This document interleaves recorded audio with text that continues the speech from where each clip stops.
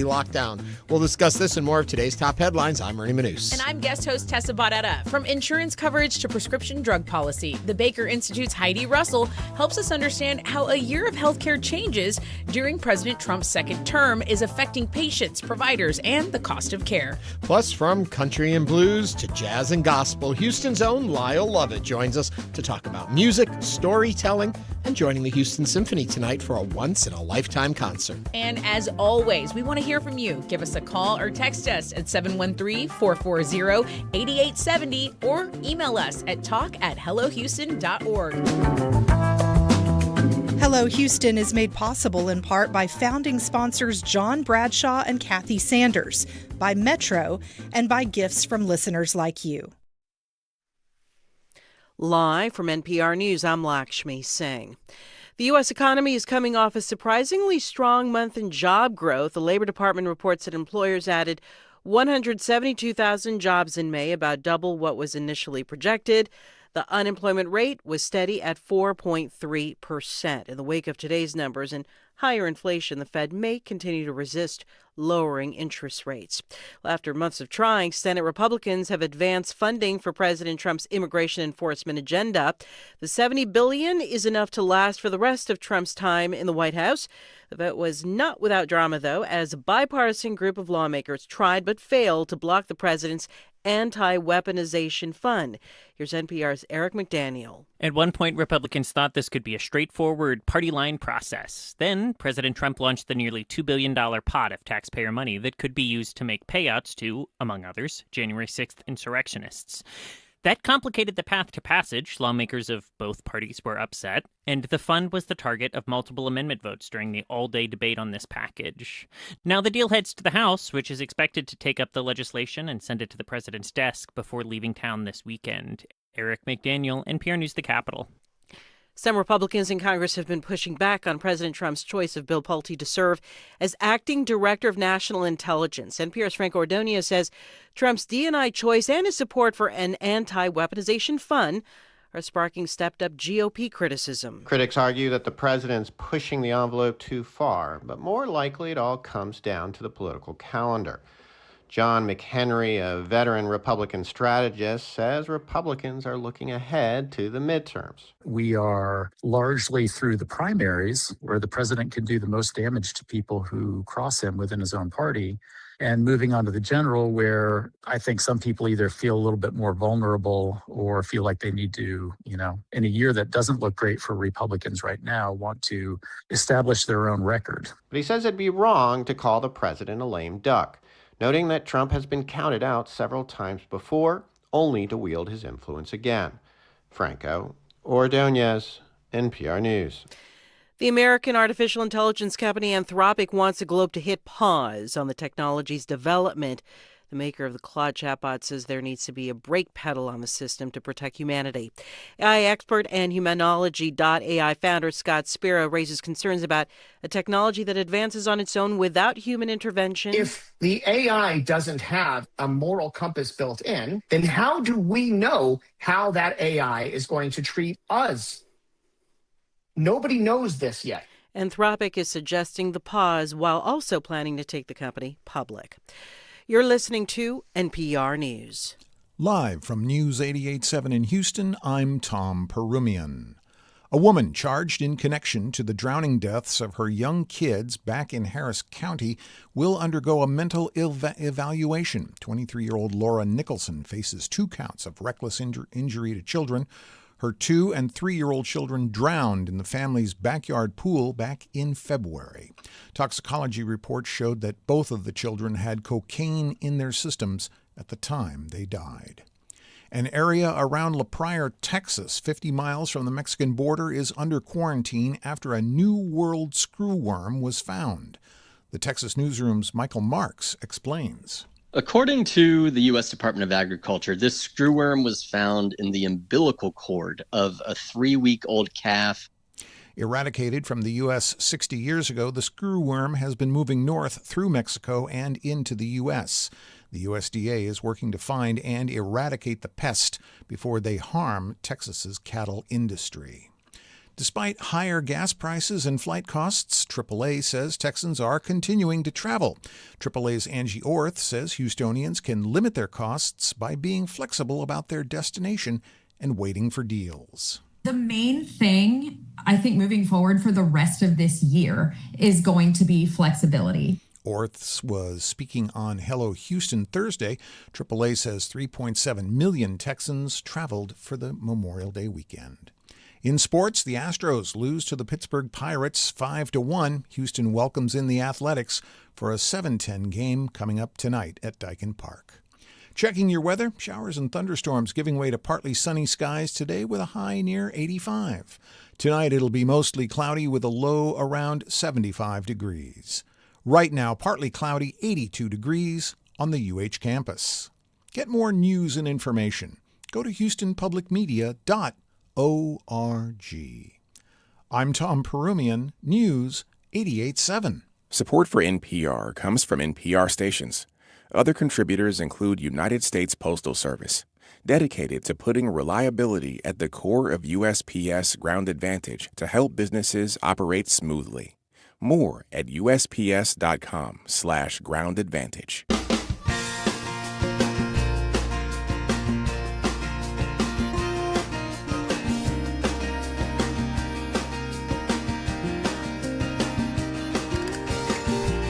Live from Houston Public Media and News 88.7, it's Hello Houston, an open forum on today's biggest stories affecting Houston and beyond. Call now, 713-440-8870, or let us know your thoughts on today's topics by emailing us at talk@hellohouston.org. And now, Hello Houston. Hello there. It's Ernie Manouse, and with me today again for her second. She came back. We didn't scare her away.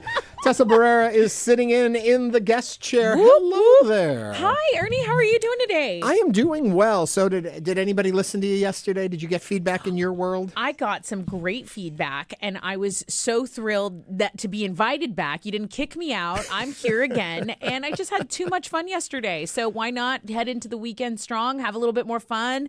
It's been great. Everyone's so nice. Everyone made me feel right at home, and I love a long-form chat. Yeah, well, you're going to have a lot of those today because we're very excited. In the house today, dear friend of mine is with us. Lyle Lovett is here today. So cool. Are you excited about that? I'm very excited. This is a huge, tremendous perk. I'm not saying I only came in for Lyle, but I'm saying that was a very sweet part of the package. Yeah, well, then we're very happy you're going to be here. I'm trying to think what is the phrase. It's like, I came for the Ernie, but I stayed for the Lyle or something like that. But what else we have on the show today, we're going to be talking about a lot of things. We're going to take a look with the Harris County Republican Party about how they sum up what happened in the runoffs and what they're looking forward to in November, what they're thinking about, their strategies, how they're going to approach it.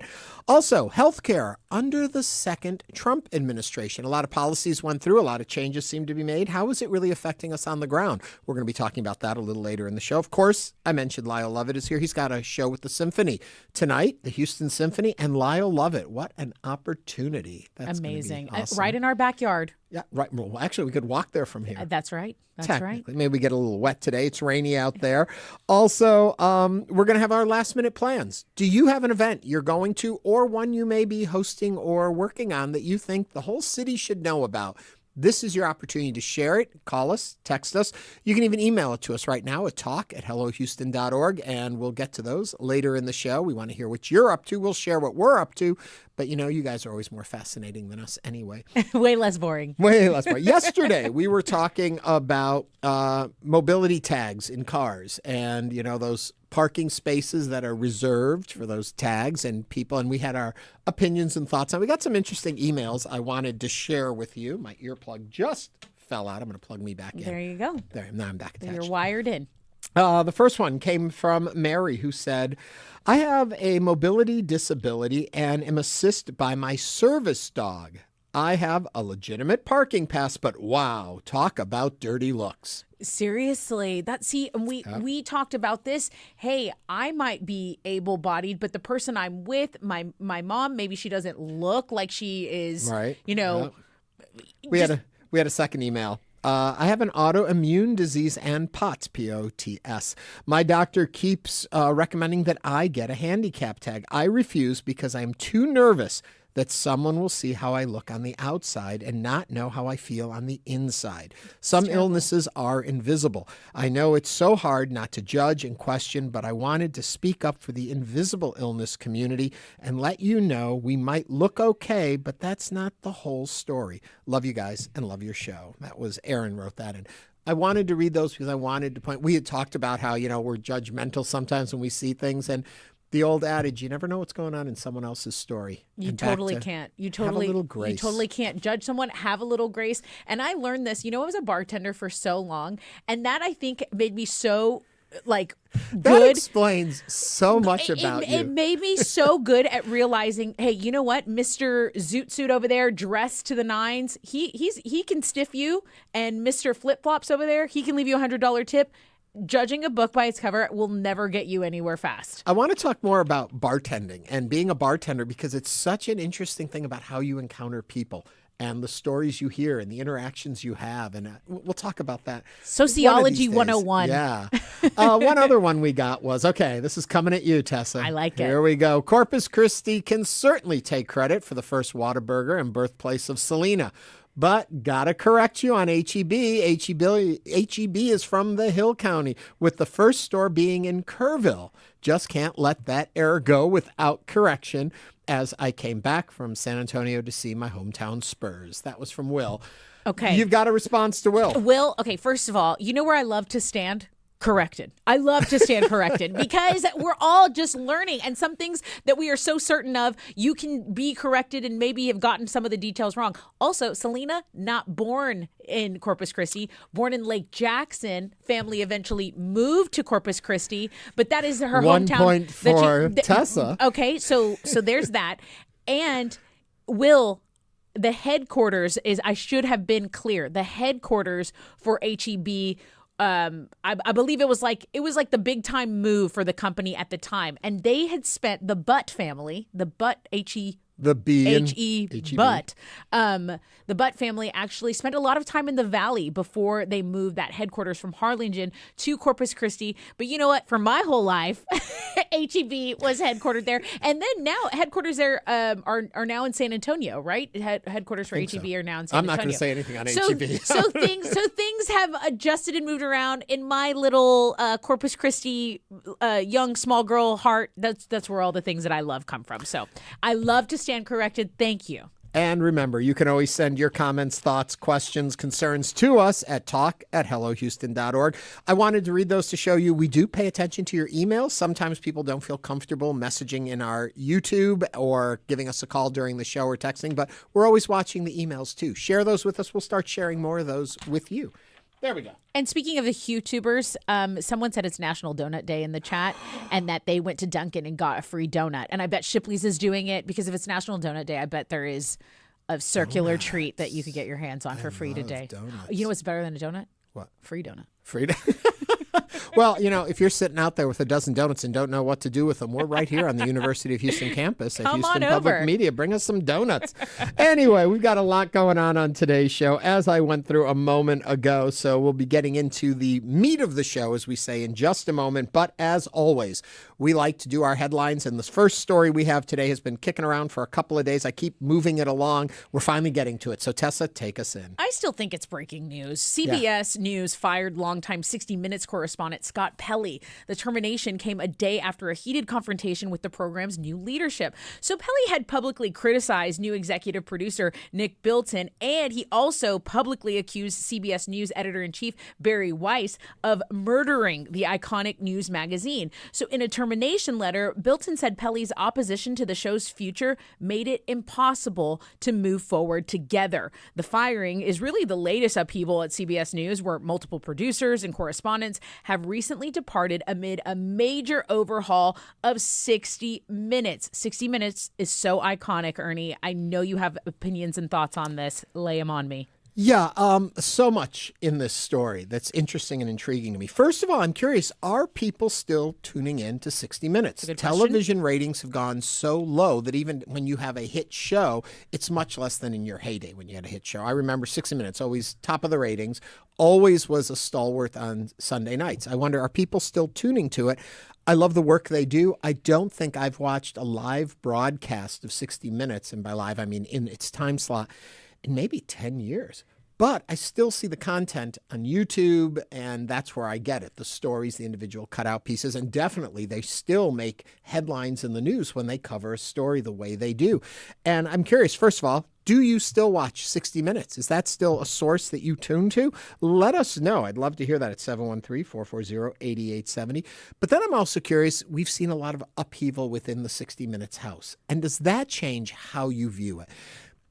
Those are the major questions. In this particular situation, I have known people who get worked up about something. Pelley is in a position that he can speak out. Right. And if he gets terminated for his point of view or what he says, he's going to be okay.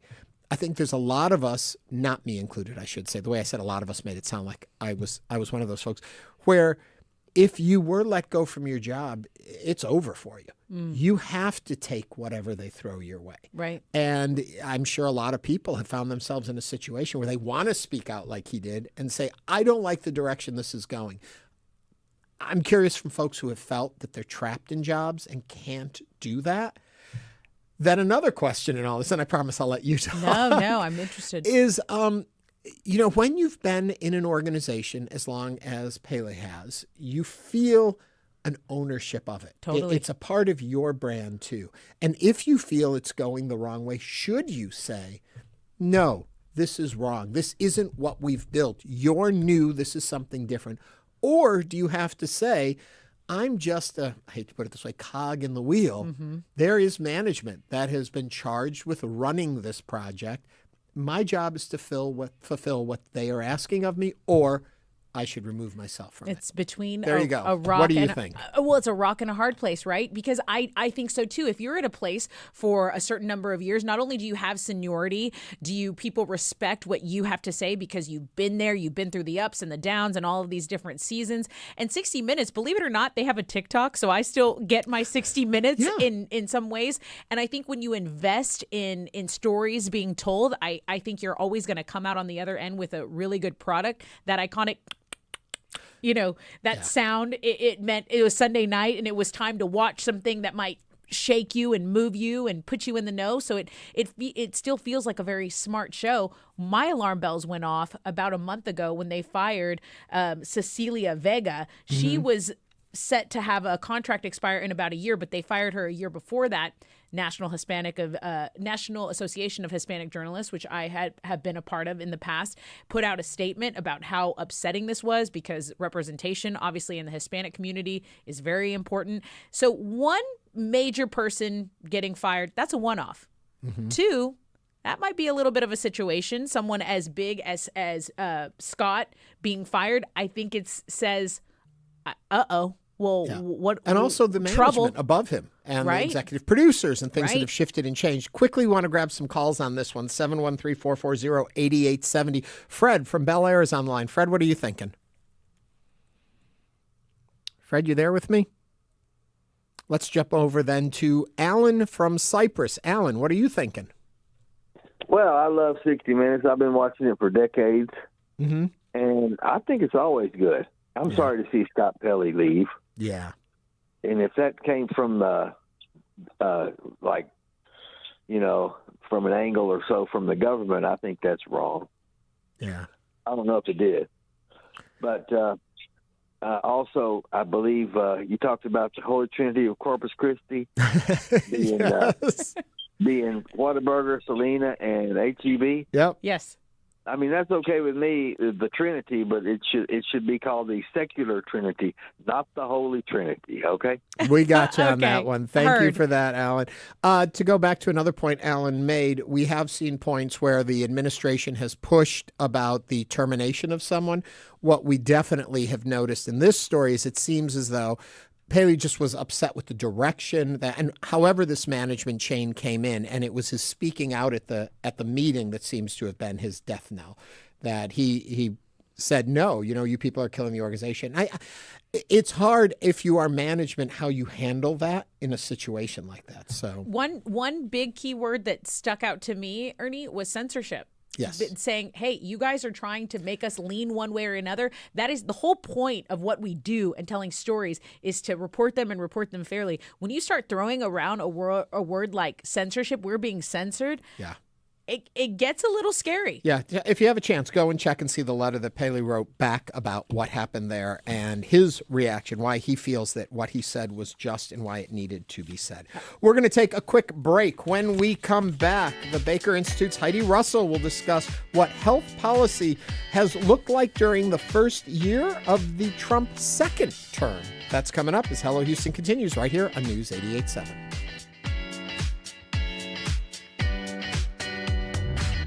Meet Tio Choco.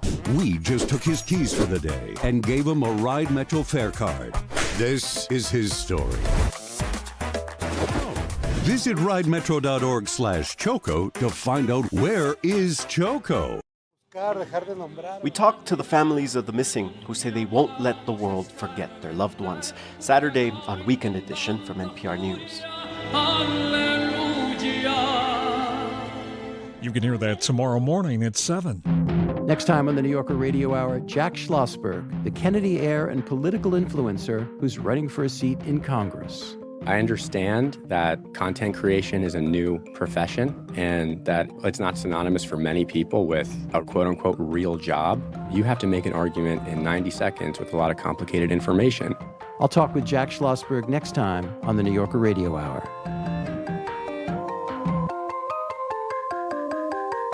It's on Sunday morning at 9 o'clock. PBS Drama on HPM Plus. The dramas you can't stop watching. Now in one place. Stream on demand. Catch up on past seasons with Passport. Search HPM Plus on your smart and connected TVs. HPM Plus. Support comes from Pearland, a community dedicated to growing innovative businesses and inspiring families, offering a diverse workforce, modern infrastructure, and schools, parks, and more. Details at pearlandedc.com. Pearland, innovation lives here. And now back to Hello Houston. To comment on today's topics, call or text 713-440-8870 or email us at talk@hellohouston.org. And now Ernie Manouse and guest host Tessa Barrera. Welcome back to Hello Houston. Healthcare has been a major focus during the first year of President Trump's second term, with changes affecting everything from Medicaid and Affordable Care Act coverage, also healthcare costs, drug policy, and public health programs. So, to help us understand what's different from a year ago and how these changes are affecting patients and providers, we are now joined by Heidi Russell, who is the director of the Center for Health Policy at Rice University's Baker Institute for Public Policy.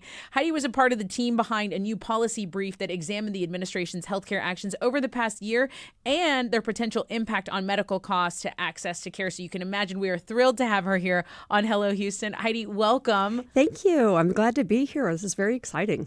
And Heidi, your team basically examined the administration's healthcare actions over the past year. So to the average American, what is maybe the biggest change that they haven't realized? Well, we looked at it just some of the changes that they made, because they made a lot of changes. And I think the biggest ones that are going to be seen have to do with how much was cut from Medicaid.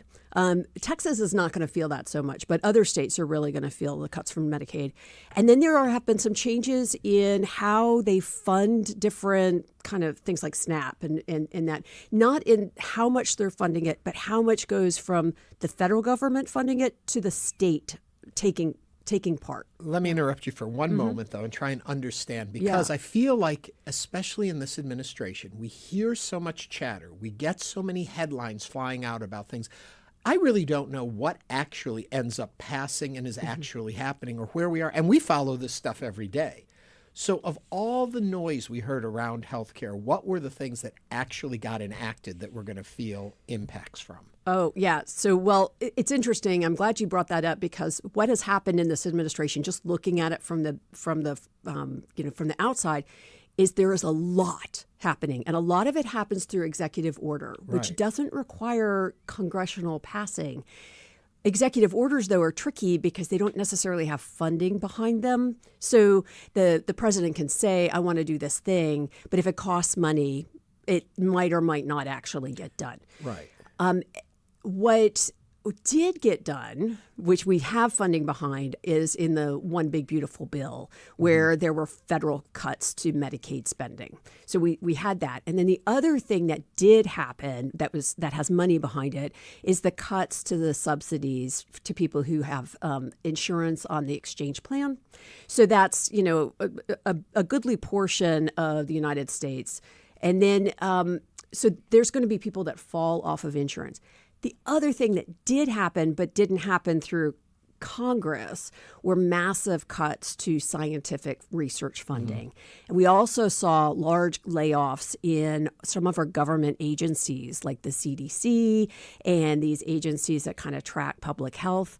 Those cuts happened in partially in funding, but partially in just employment status. So they went through at the very beginning of the year and fired a large proportion of people through the Doge kind of system when Elon Musk was running some of the things. And so we lost a lot of employees. And that we don't see that so much because that happened. And then there were a lot of headlines that happened after that. And we forget about it. But when we go back and look at it and we remember, oh, yeah, a third of the employees at the CDC were cut, and now we have Ebola and we have hantavirus, and we don't have the employees that were actually there that used to control those things. We don't have the infrastructure to manage that. Well, staying on that note, too, when we heard about all of these cuts and stuff and positions going away, I hear chatter about some of those jobs have been hired back up and they bring them back in. How do we know that the organizations we're talking about, the ones that really impact our healthcare, are getting new people in? Have those projects been shifted to other agencies, or are they dead? So all of the above. And I don't know, and it's going to take a little bit of time to see which important structures, which important infrastructures, programs are going to be able to be sustained. If some of these scientists and researchers and people in administration have a lot of experience in that place, they're going to be hired. If they're fired by the government, it's not like they're going to sit around and say, oh, I wonder if the government's going to hire me back. They're going to go get a different job. But then if grants are cut at other places, are those job opportunities out there for them? They will move to different industries. So there's a lot of movement going around in our healthcare system in the background. So CDC scientists are going to be hired by other organizations. Research scientists at academics, there was a lot of stuff around academics, both in the,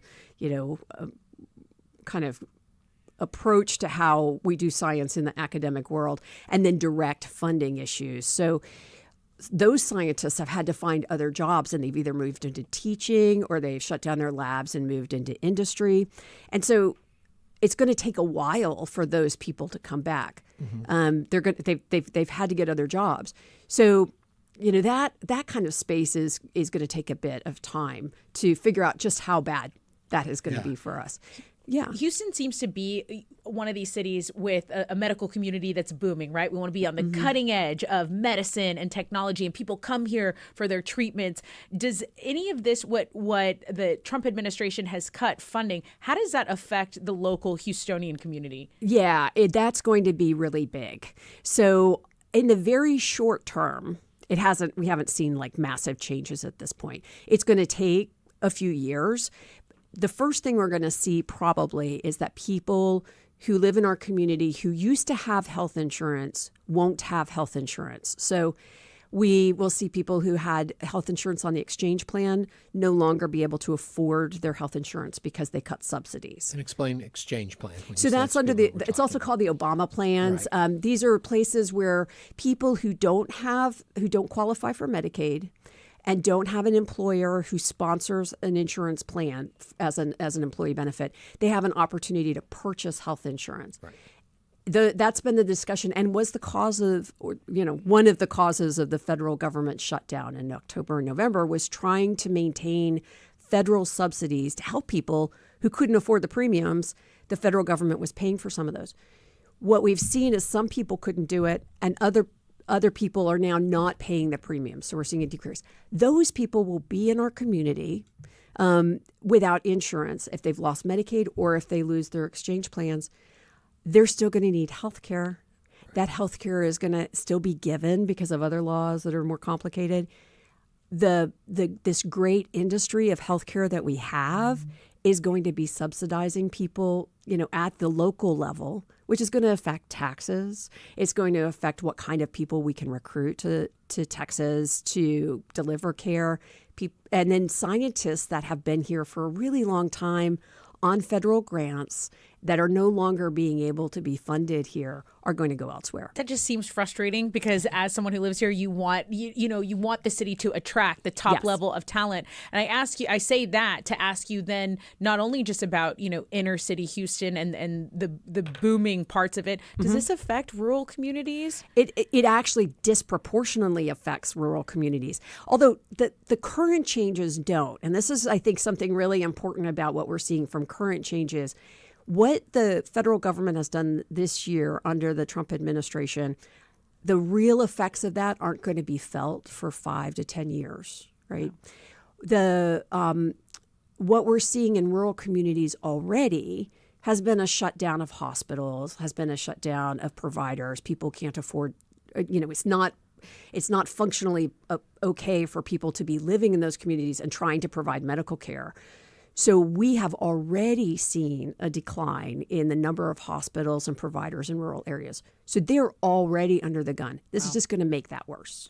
A lot, and correct me where I could be wrong in this. I remember hearing that when Big Beautiful Bill went through, a lot of these things went through, that they were built in such a way that they wouldn't take effect until after the midterms, that there was a delay in it happening. Is there accuracy to that? Yes. So that is accurate, that most of the things that are rolling out are going to take years to roll out. But that is true to just be defensive, or, to be nonpartisan. That's true of any of these massive bills. If we go back to the Affordable Care Act, it took 5 to 10 years to completely roll out all of the parts of it. And that's because the different it takes infrastructure and administration, and these policies are sometimes vague, and so they have to be kind of written into how they're actually going to be implemented. And so they take years to roll out and years to have effect. So from a practical perspective, we won't feel the pain of a lot of these effects until after the midterms, and probably some of them until the next administration. Okay. The impact people will feel from this in their daily lives is what? Is it higher costs? Is it? And I ask that in a backwards sort of way. I guess the real question I'm asking is, from the administration that put this out, from the lawmakers that voted it in, what were the benefits? Because we always hear the negative. What are the benefits of it that at least they see? So from their benefits, they could cut the budget. So there's a frontline fiscal benefit to their balancing. Well, they don't balance a budget, but to paying less for that, right? So they cut large amounts of money out of the federal budget through cutting benefits, and they just so when you look at the balance or how much they're spending, they can say, hey, look, I cut this much out of the budget. That's it. That's pretty much it. Yeah. Now, that's on the one side. If you want to get into like ideology and support bases, some of these cuts support particular voting groups' agendas, making it more difficult for certain populations to receive health care.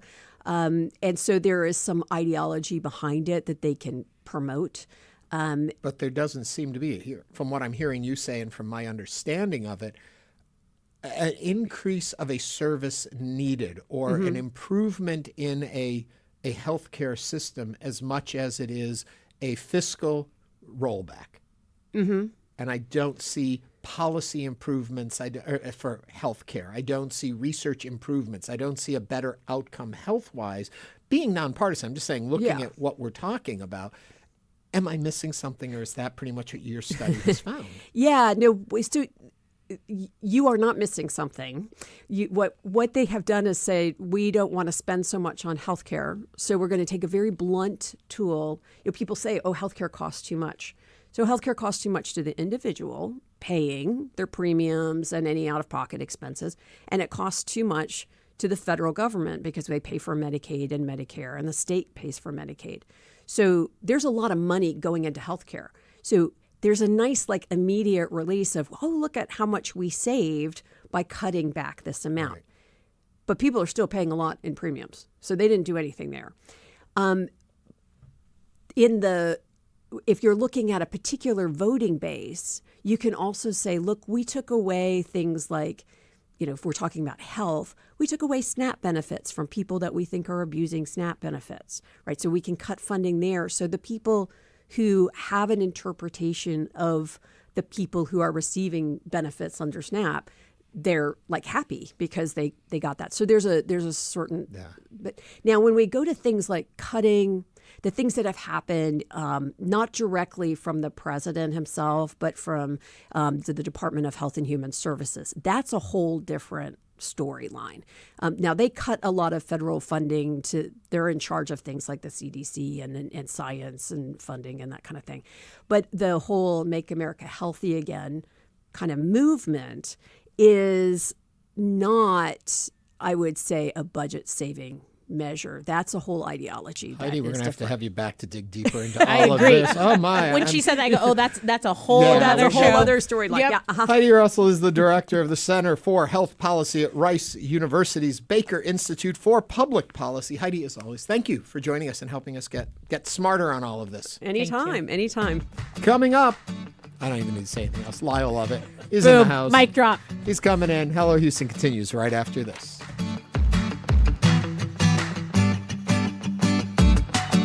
Meet Damola, songwriter, world-class violinist, and award-winning multi-genre artist. We just took his keys for the day and gave him a Ride Metro fare card. Visit ridemetro.org/Damola to learn more about his ride.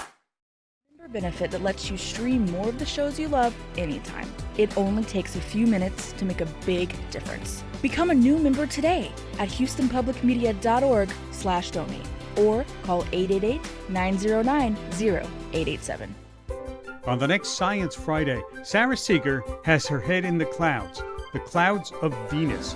While the surface of the planet is hot enough to melt lead, she believes life might exist in its cooler sulfuric acid clouds. My odds for life on Venus are 50-50. And she wants to send a space probe to bring back a sample. Find out why on Science Friday from WNYC Studios. You can listen to Science Friday coming up today at 1 o'clock. Are you living in a financial fantasy? This week on It's Been a Minute, I'm getting into women's financial hopes for their romantic lives and the realities of keeping ourselves secure. And on Wildcard, John C. Reilly on finding what sets you apart. Your uniqueness is your value. The fact that I don't look like Brad Pitt actually is a good thing. That's on Wildcard, and It's Been a Minute from NPR. It's on tomorrow night at 6 o'clock. Support for Houston Public Media comes from Chariot Energy, offering customers electricity plans that match their energy use schedules and lifestyles. All plans come with 100% renewable energy. Details at chariotenergy.com. Support comes from Theater Under the Stars, with a 2026-27 season of Broadway shows, including The Who's Tommy, Kinky Boots, and Oh Mary. Details about subscription packages are available at tuts.org.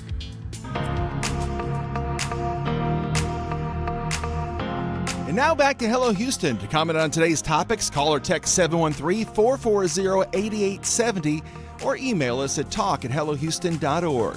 And now Ernie Manouse and guest host Tessa Barrera. All right, Houston-born singer-songwriter Lyle Lovett is one of America's most unique and iconic musical talents. Winner of 4 Grammy Awards, a recipient of the American Music Association's Trailblazer Award, among numerous other accolades. He's known for his genre-defining blend of country, swing, jazz, folk, gospel, and blues, along with his gift of storytelling, which have broadened the definition of American music. Tonight, he's going to be performing in concert with a good little backup band. They're called the Houston Symphony for a one-night-only appearance. And for a one-day-only appearance, he's sitting across from us right now. Lyle Lovett, my dear friend. Hello there, Ernie, Lyle. it's great to see you. It is good to see you. And Tessa's here with us today, too. It's a fun little gathering of folks. Before we get into everything else, so tell me about performing with the Houston Symphony. Well, I'm very excited to play with my hometown symphony. Yeah. I've been to concerts at Jones Hall many times. When I was in grade school at Trinity Lutheran School in North Harris County in Klein, we would come once a year to Jones Hall to see an operetta, so I've been coming to Jones Hall my whole life, and I've only played Jones Hall with my band once. Never have worked with the Houston Symphony other than a couple of fundraisers. There was a fundraiser years back at the old Enron Field for a disaster relief occasion. But so I'm excited to be able to do a whole show with the orchestra. Something that I learned along this path is that when you perform with a symphony, the reason a lot of artists can't just perform with a symphony is all your music has to be redone and charted and all of this stuff. Is that what we're getting from you from some of your classics? Well, you have to have charts. The orchestra players prefer not to wing it. But what I mean is that you're orchestrating out something that may have been from... Now, you perform with a big band already, and so a large band, as a matter of fact. So you already have some of that, I'm assuming, so it's maybe an easier lift to get it into a full... Well, these orchestra charts were written by a wonderful arranger from Nashville named Don Hart. And I was introduced to Don Hart by the Kansas City Symphony. Ed Bass up in Fort Worth, who's been our patron up there for years and years, and would host the band and me at his club, the Caravan of Dreams, and then later at Bass Hall in Fort Worth, put me together with the Kansas City Symphony for an event called Symphony in the Flint Hills that used to happen out in the Flint Hills of Kansas. And I did that a couple of times, and each time the symphony provided charts written by Don Hart. I just told them what songs I wanted to do, and they whipped up these orchestral charts for me. Yeah. And so over the years, I've collected enough charts to be able to do an entire show with an orchestra. And the last few years, I've been doing 2 or 3 orchestra shows a year. And so I'm just thrilled to finally be able to be here at home with the great Houston Symphony. Do you learn something new about your music when you hear it coming from an orchestra? Well, is there new nuance in it? It strikes me as just an awesome feeling to put that many people to that much trouble over something that I made up, sitting at the edge of my bed one morning. It's like, oh my goodness, I'm really causing a lot of trouble here. Yeah. But it's to have that kind of support, and to hear someone else's mind in doing the arrangements. Don Hart's arrangements are wonderful, and but to hear to hear a world-class orchestra embellish my little songs is an awesome feeling. We've worked with the Royal Philharmonic from London. I've worked with the National Symphony Orchestra. I've worked with the Colorado Symphony. I've worked with the Victoria, Texas Symphony, which was a great group of folks. And the Kansas City Symphony, of course. Jason Sieber is the Pops conductor from Kansas City, who will be conducting this evening. Yeah. And Jason has a wonderful sense of humor and can translate my preferences to the orchestra. Lyle, to hear you talk about all the places you've been, I got to tell you, I'm a little nervous because you're here. You can ask Lyle anything. You've been everywhere. You've done everything. You keep Texas so close to your heart. You're such a humble, nice human being.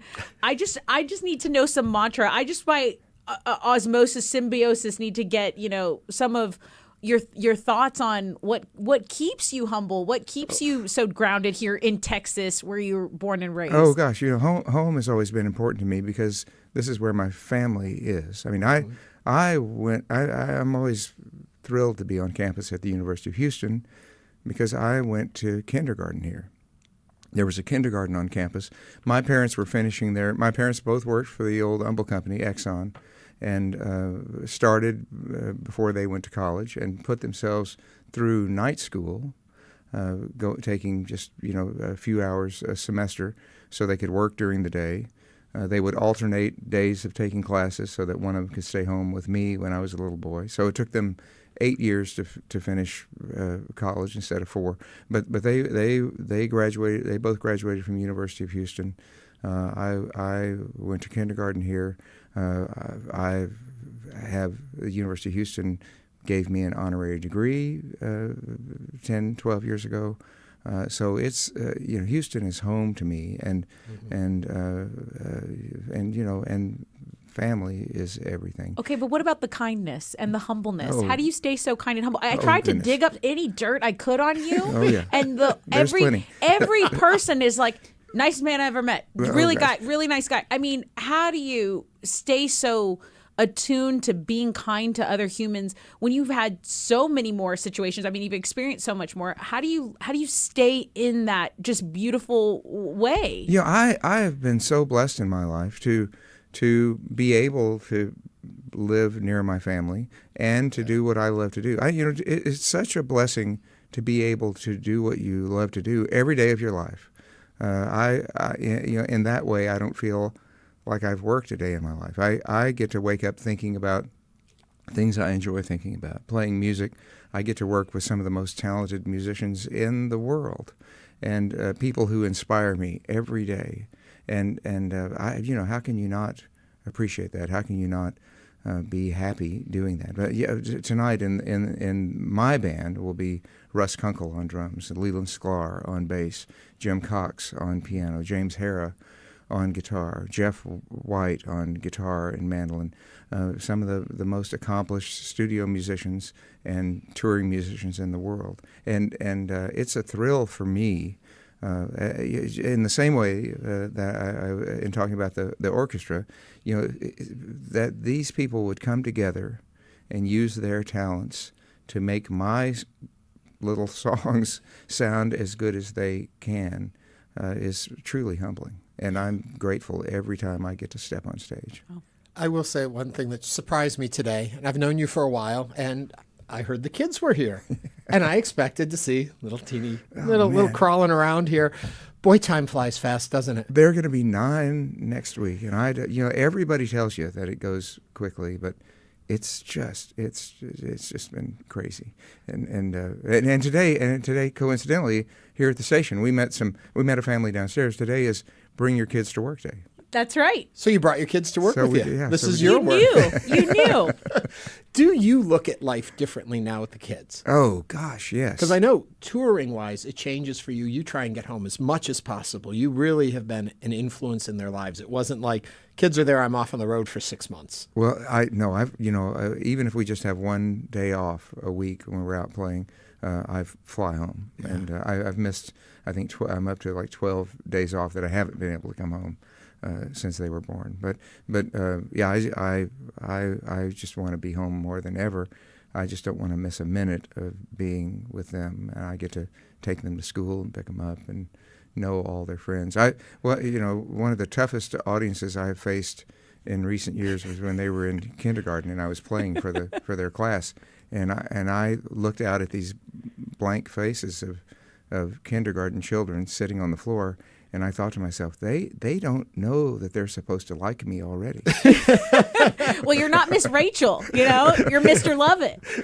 You have to win them over a whole new audience. They were. People say, well, did it change your writing? Did it change what you...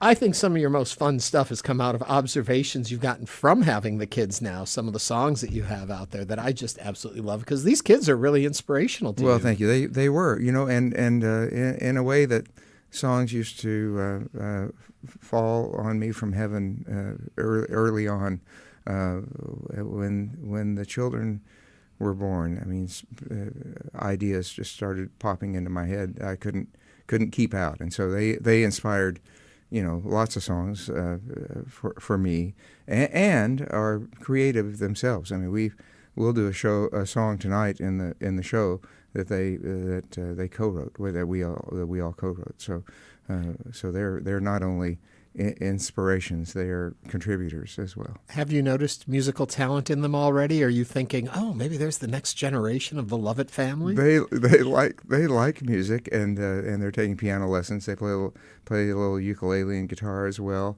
and they seem to enjoy it, and that's what's important to me. I just want them to do whatever in life they want to do. I just want to help them do that. But they know lots about music. They have their own tastes naturally. And, do they like Lyle Lovett? We don't listen to a lot of my music at home, but I have enjoyed learning. I know more about K-pop than I ever thought I would. I want to just remind everyone we're speaking with Lyle Lovett. If you want to join the conversation, share a feeling, a thought, 713-440-8870. Okay, Lyle, I mean, such a beautiful project with the symphony and a big show that everyone's in for a treat tonight. Any other big projects on the horizon? Just playing. I'm preparing to do another recording. I haven't given up on my career completely. Good for you. I'll continue to make records, but for the rest of this year, we'll be touring and coming home between. So. Yeah. Does working with symphonies, is that now more intriguing? Is there maybe a symphony tour coming up? I would think in some ways it could be easier, but you're still bringing some of your band, but to have that infrastructure where you're going instead of having to bring everything yourself, is this a new direction maybe? Getting to play with a symphony orchestra is a thrill, and I don't know if I don't know how possible it would be to put an entire tour together, but doing 2 or 3 orchestral shows a year has worked into our touring in a nice way, and it's a nice way to come into a place that we play almost every year and do something a little out of the ordinary, and so I enjoy the change of it as well. It's really clever what you do when you talk about coming into a place every year. You are smart enough to vary up the show. It may be storyteller, songteller, singer-songwriter night. It may be the large band night. Now it could be a symphony night. It's really smart because it keeps the audience coming back for something new and fresh, and yet they still get to experience Lyle Lovett. Well, Ernie, you need to come on the road with me and just talk to everybody for me. Thank you for saying that. It's important, I think, to no 2 days are the same, and to be able to have the luxury of working with musicians and production crew who are flexible enough to be able to incorporate change into our daily routine. For us, the musicians know better than to look at the set list and think that's exactly what we're going to play. Tonight we'll stick with it because of the orchestra, but it's rare that we ever get through a set list just the way it's written, and so it's fun to have that sort of freedom of thought on stage and to be able to react in the moment with the audience. The audience has a tremendous influence on the show. How what the audience wants to hear. I've always enjoyed when people shout out requests or comments, and make the show different for us from night to night. And so it's nice to be able to respond to that and in the moment, and to be able to go any direction. Speaking of the audience, one of our listeners says, Lyle has a huge spot on my playlist. In this world of playlists and Spotifys and TikToks, what's the best compliment you've received as of lately? What's the biggest compliment someone can give you? Oh gosh, the people are genuinely nice, but I think that always the nicest compliment somebody gives me is when they say, I remember exactly what I was doing the first time I heard that song or your song. Yeah. And I think if my song reminds someone of his own life, then I think then maybe maybe I've done something. If I can help someone remember something that's important to him or her, then that's that might have some value. What's the old country song line? The song remembers when, and they become the soundtracks of our lives. What are the songs that trigger memories for you when you think of them? What are some of the ones the soundtrack of your life? Oh gosh, that's a great question, Ernie. I think back to some of my earliest concert experiences. Going to the Sam Houston Coliseum when my parents were counselors of the Walther League at our Lutheran church, the high school youth group, and we went to see Billy Joe Royal at the Houston Coliseum when his song "Down in the Boondocks" was a big hit on the radio. Yeah. Going, watching the Beatles on Ed Sullivan, certainly watching Elvis Presley's comeback special, seeing the power of those performances, watching Roy Rogers and Dale Evans sing on their show, watching local TV, seeing when I was in high school, watching Bruce Bryant's Little O Show that comes on after Monty Python, which was a show that Bruce Bryant was at Channel 2 KPRC and directed the news, but did a music show as well. Seeing Austin City Limits come on and being seeing some of those Texas singer-songwriters who I had only listened to before. Yeah. No K-pop songs in there. That's now. That is now. The children, because of their interest in ancient Egypt history, were doing some research online, and to my delight, discovered the music of the Bangles. Because of Walk Like an Egyptian, and so we the Bangles are part of our regular playlist at home too, which is really that record came out in 1986 when my first record came out.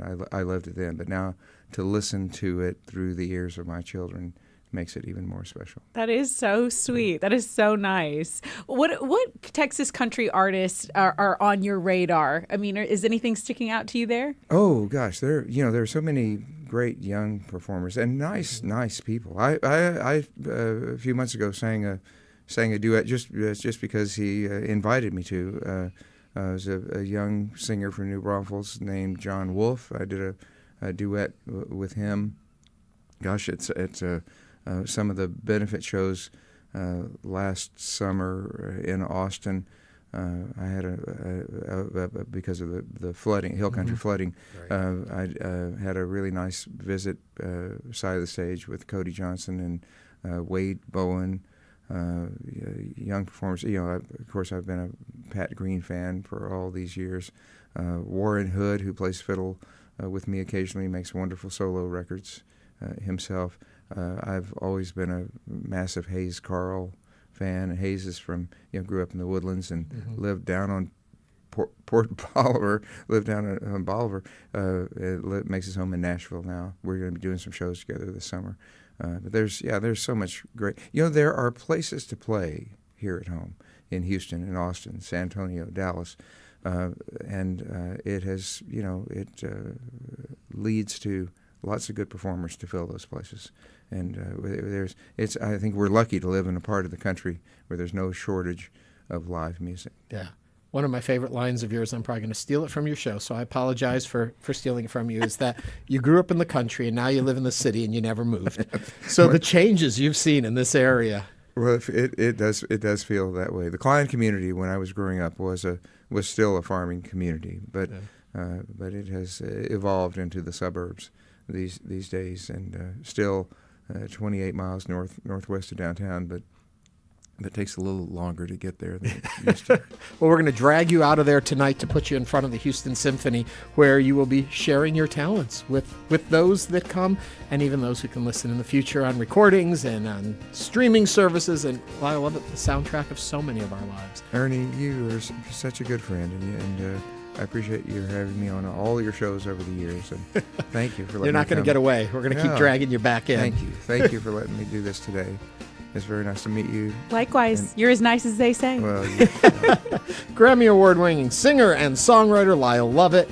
He's going to be performing tonight with the Houston Symphony at Jones Hall at 7:30. For more information, visit houstonsymphony.org. Lyle, thank you so much. Ernie, thank you. Thank you. I think there are a few balcony seats left. Oh, well, maybe I can get some. Anyway, we'll be back in just a few minutes for the second hour of Hello Houston with Ernie and Tessa today. Woo. Stay tuned. There's more Hello Houston on the way. For the latest in local news, subscribe to the Hello Houston daily newsletter at houstonpublicmedia.org. Hello Houston is a production of Houston Public Media. The opinions expressed by the guests of this program are solely their own and do not represent the views of management, staff, or underwriters of Houston Public Media. This is News 88.7. We have a flood advisory in effect for the area. Chance of showers, about a 70% chance today. Currently 83. This is KUHF Houston. It's 12 o'clock. Just ahead on this hour of Hello Houston, since 2001, the Texas DREAM Act has helped thousands of undocumented students afford college, but it was blocked a year ago by the Trump administration. Now students and rights groups are fighting to get it back. We'll discuss this and more of the top headlines of the day. I'm Ernie Manouse. And I'm guest host Tessa Barrera. Also, Harris County Republican Party Chair Cindy Seigel is ready to talk the state of the local GOP and what Republicans hope to accomplish in this November's election. Plus, we'll share a rundown of events happening this weekend in Houston for our regular Friday feature, Last Minute Plans. And we want to hear yours. We sure do. Give us a call or text us at 713-440-8870 or email us talk@hellohouston.org. Hello Houston is made possible in part by founding sponsors John Bradshaw and Kathy Sanders, by Metro, and by gifts from listeners like you. Live from NPR News, I'm Lakshmi Singh. The latest big jobs numbers are far beyond the growth economists expected for the month of May. 172,000 added to payrolls, double the projections, according to today's labor market report.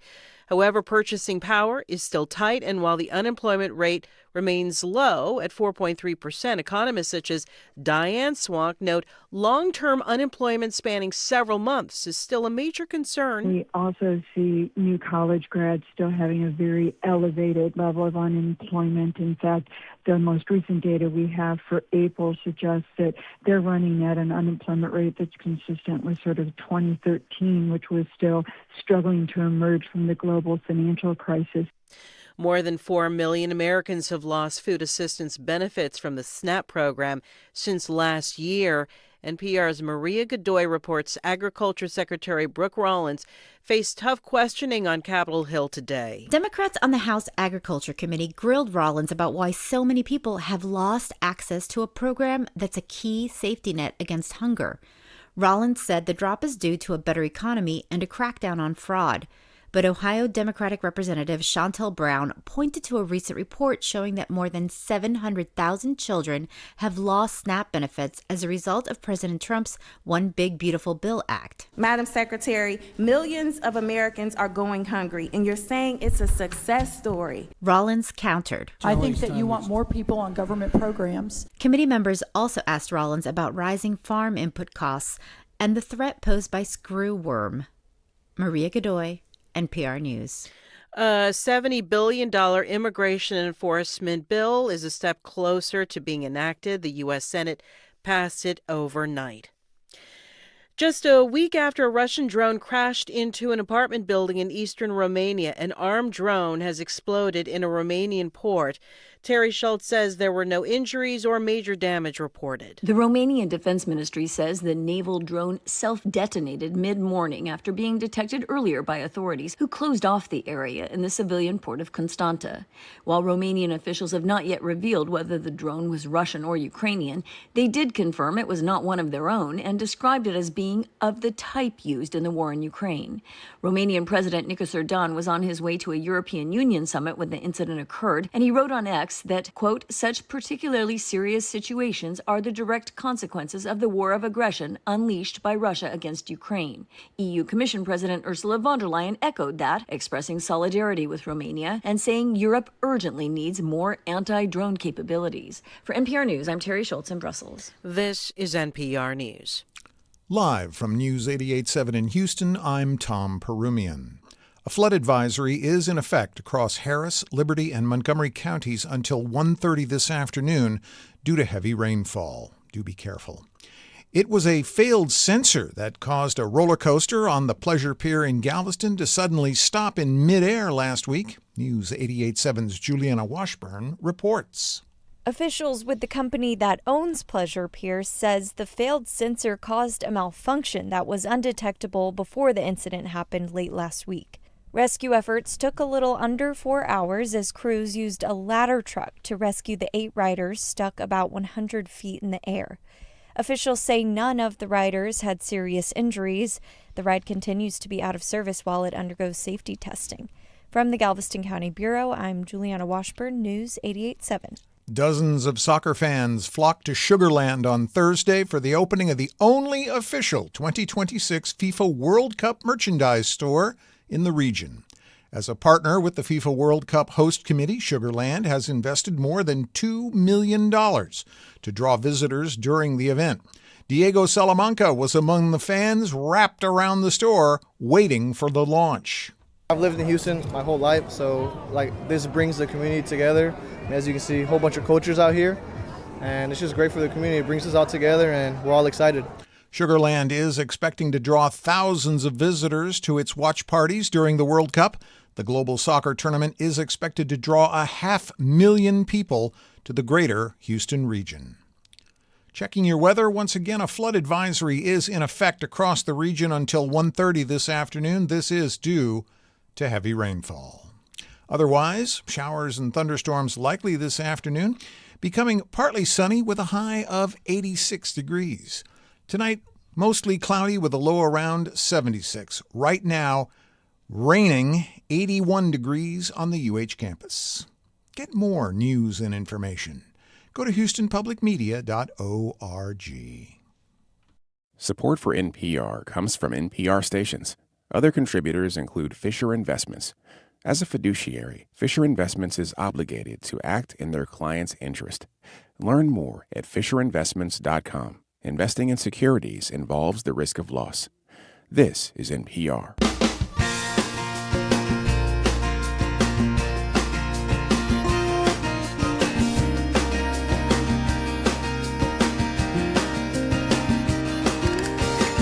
Live from Houston Public Media and News 88.7, it's Hello Houston, an open forum on today's biggest stories affecting Houston and beyond.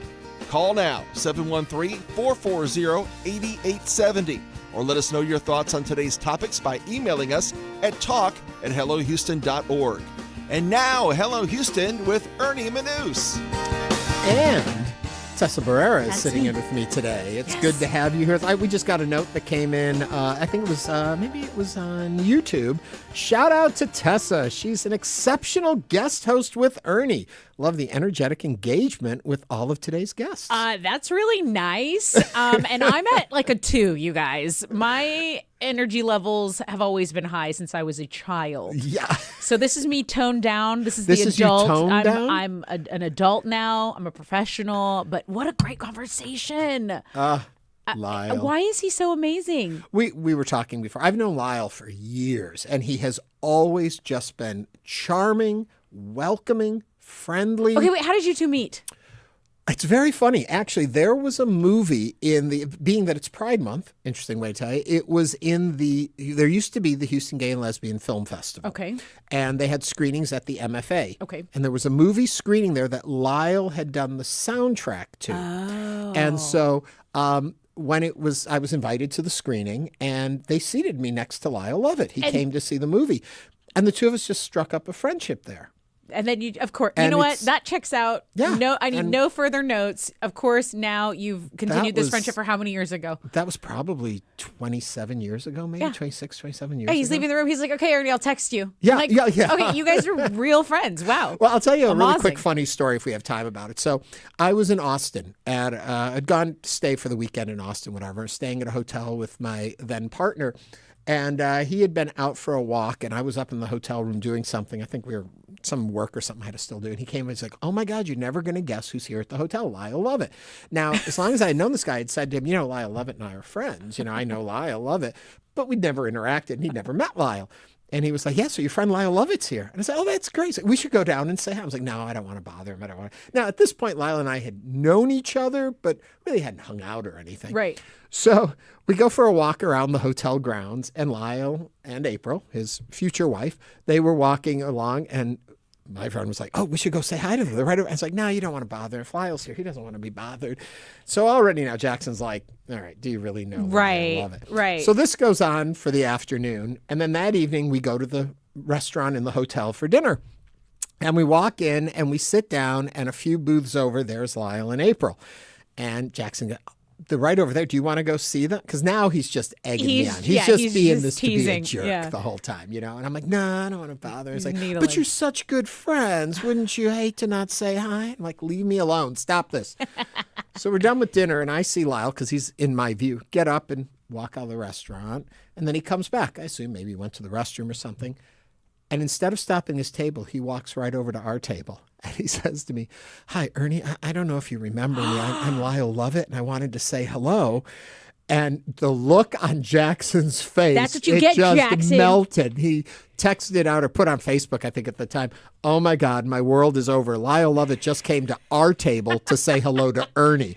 And Lyle and April slid in and sat down and chatted with us for the evening. There you go. Yeah, and so we've had moments, but that was my favorite. That was like, score. Doesn't that feel good? Yeah. Doesn't that feel good? It was good? just so good to give it to Jackson. Oh yeah. One time I was out. I'm not even dating this guy anymore, but I was on a date, and my date went to the restroom, and the waiter goes, hey, I didn't want to say anything in front of your date, but like, I'm a big fan of the Rod Ryan show. I'm like a big listener. That was so nice, right? I go, no.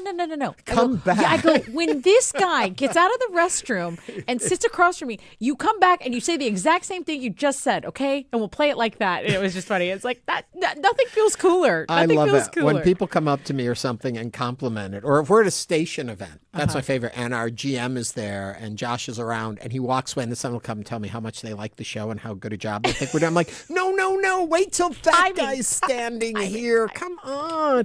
Don't just tell me. Yeah. No, but to bring it all Funny. home, Lyle, just a great guy, always has always been there, is always like you reach out to him, he will do anything for it. I mean, he is what you think he is. And if you're going that's to watch wonderful. him with a symphony, I think the hometown aspect is always going to be special. The Texas shows are just special because of who he is, because of how much he loves it here. And his life is circulating around these parts. I mean, I didn't know U of H had a kindergarten. I didn't either. learn Every something time he new tells every me. day. Yeah. But anyway, tonight, Houston Symphony. I hear there may, as Lyle put it, a couple seats left in the balcony, but I bet you could find seats. If you're interested, it's at Jones Hall. Look for HoustonSymphony.org and see, maybe you can see Lyle performing with our hometown symphony, playing all of his hits.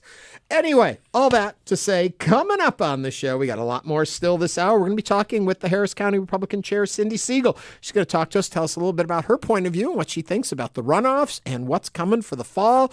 It's going to be a very interesting, I'm assuming, extremely huge turnout election. We'll be talking about that. And then, what are your weekend plans? You probably know what my Friday night plans are now, but what are yours? If you're hosting an event, planning an event, going to an event, just having fun, working on something you want to share with us, call us, email us. You can call or text at 713-440-887 or email us at, talk@hellohouston.org. We'll share those with you in a little bit. Here we go. Back into the news. Tessa? Students, immigrant rights advocates, and Austin Community College are asking the 5th U.S. Circuit Court of Appeals to let them defend the Texas DREAM Act that has helped thousands of undocumented students afford college. The law allowed certain students who attended and graduated from high school in Texas to pay in-state tuition, even if they lacked legal immigration status. That measure was blocked exactly 1 year ago after the Trump administration sued the state, and Texas Attorney General Ken Paxton agreed not to defend the law. So now students for affordable tuition, La Unión de Pueblo Entero, Austin Community College, and student Oscar Silva want a chance to defend the law themselves. Paxton's office and Justice Department lawyers say the case shouldn't be reopened because the Texas law conflicts with the federal immigration law. Just a little background, Texas was the first state to let certain undocumented students pay in-state tuition after they passed the Texas DREAM Act in 2001. There was little debate and broad bipartisan support. This is a bill that had both parties' support. Now, supporters said Texas benefited, not now, but supporters then said Texas benefited from students educated in its K-12 schools by making college more affordable and then moving them into the workforce. So what are your thoughts on the Texas DREAM Act? All of the dreamers that have lived here and benefited from this act, this directly affected that community. 713-440-8870. Share your thoughts on this. I mean, I guess if people are regular listeners of the show, they know where I'm going to come down on this. A better educated populace is better for all. That's my opinion. Exactly. I don't have to. I don't have to reiterate. It's better when everyone has education. This is kind of a really far off sidebar, but I listened to this show called Chameleon, and it's about scammers. And Cambodia is a place where half of their GDP, more than half of their GDP comes from scamming people here in the United States. Okay. So the scamming of U.S. citizens is like billions of dollars in industry. Okay. An educated population mitigates things like that. Mm-hmm. The smarter we are, the more, likely we are to be scammed, hustled. I know that's kind of a far stretch maybe, but I agree with you. To your point, what bad can come from people getting their education? And the other point to definitely point out, it's not free tuition. They're not talking about that. They're talking about the in-state cost. If you are an in-state student going to a state university, you pay less than an outsider coming in, or in a lot of private universities in situations like that. They're not asking for free tuition. They're saying, we are in this state, let us have the same tuition rate. I don't understand the problem here, Right. And yes, I understand there is concern if somebody isn't properly documented, the undocumented. I hear that. But they are here. If they've got a job, they're paying taxes back into our state, whether they're documented or not. Right. So I don't see, yes, if you want to work with immigration concerns about who is getting into this country or who should or shouldn't be here, that's a different issue. If you are here in our community, living in our cities, functioning within our communities, and you want to get educated, why not afford them the same opportunity as anybody else in our community getting educated? 100%. Okay. That's what I have to say on that. Okay, moving on. Switching gears here a little bit. Officials say it was a failed sensor that caused the Iron Shark roller coaster to stop nearly 100 feet in the air at Galveston's Pleasure Pier last month. 8 high school students were stranded on the ride for several hours before firefighters safely rescued them. No injuries were reported. A representative from Landry said the malfunction could not have been detected beforehand and that the ride stopped as designed when the sensor failed. The Iron Shark remains closed while safety reviews and testing continue, and it will not reopen until inspectors clear it for operation. Will you ride that Iron Shark after all safety testing is done? You can call or text us 713-440-8870. Ernie, I saw this on the news, and I thought this was going on in California or Florida. Right. And I go, oh, that's Pleasure Pier. Okay. Yep. The visuals of the people and I use the term dangling, and they weren't dangling, but that car just sitting there, suspended, better word. And those folks on it, I will say, that was troublesome. I talk all the time about my lack of belief in individuals maintaining mechanical things in our society. I've mentioned this more times than anyone wants to hear. If this is your drinking game, get ready to drink. I'm going to say it again. I won't ride in a helicopter because I think it's just a mechanical thing. And if somebody hasn't done their job right, this thing can't glide. It just drops. Okay. When I look at these roller coasters, I love a roller coaster. I've ridden on so many of them. Okay, here's my problem with this story. They say that the ride stopped as designed, so it reacted the way it was supposed to react. So why is it closed for safety instructions or safety inspections and will remain closed for so long? If everything worked as it was supposed to, then continue on. It didn't work as supposed to. That's what I take from this. That's right. Because why would the protocol, why would a machine, why would it stop in the air? It'd return back why to the didn't ground. It then, does it have a mechanism for that? Exactly. Exactly. But on the flip side, always got to do both sides of every story for me. Thank God if there was something wrong, the machinery was built in a way that stops something from happening. Right. Should something have gone wrong going over that hill and down again, and this thing, that's the fail-safe to stop it, I'm rather it stopped there than the catastrophic problem that could have been if it had gone over the hill. I also will say that I'm glad it was like young kids that got stuck up there. Because their bodies recover quickly. Like my neck would have creaked for weeks. My muscles would have been stiff from being so tightened up. They're young. They have extra adrenaline, energy, all of that. I'm so happy everyone is safe. And now they can go and tell their friends the tale, the shark tale of the thing about being a kid and experiencing this. For the most part, I'm assuming it was a rad experience. I don't know who uses that term anymore. I'm so old. Yeah. But, it was lit. It was lit. They're going to react to it differently. I think there's a beauty in not realizing the danger in a situation that gets us through childhood. Exactly. Exactly. I mean, when we were kids, I shouldn't say this. I never want to say it on air. But, there are things I was scared of growing up. Okay. The opportunities I put myself in to encounter these things that I am horribly scared of was very foolish. Yeah. As an adult, never would have done it. Yeah. But the adventures I had as a child are, in my mind, legendary. That's right. So being stuck on a roller coaster, I'd still be telling that story Exactly. today. If any of those kids ever ends up on the radio, they will have a story to tell. Absolutely. They can go make a TikTok about it. They can tell the whole world about it. And we don't mean to make light of it, but because no one was harmed, no one was hurt, except for maybe the stress of being up there, and I believe they got everyone off safely. Great. And kudos to the emergency workers who were there to be able to bring the folks down. Somebody in our chat, Noah Espinosa, says, drinking game at noon on Friday. Ernie's bringing the weekend. Yes. It was more in a rhetorical drinking game. I don't expect anyone to be drinking. Sean Radigan writes, helicopters kill. Barely anybody does on rides or ski lifts. Yeah, that's a good point. I'm a bar over kind of ski lift girl. I'm the girl that says, can we just put the bar over? Because, some people like to not ride with it on. No. I'm more fascinated about the people who never get off it. Like they don't want to drop off, and then you see them riding around again on the ski lifts. That's always a little fun. I think my mom's in that category. Okay, how about this? Hold on, quickly. As a youngin', what was the dumbest thing you think you did that you wouldn't do again? Dumbest thing? Oh gosh, so many things.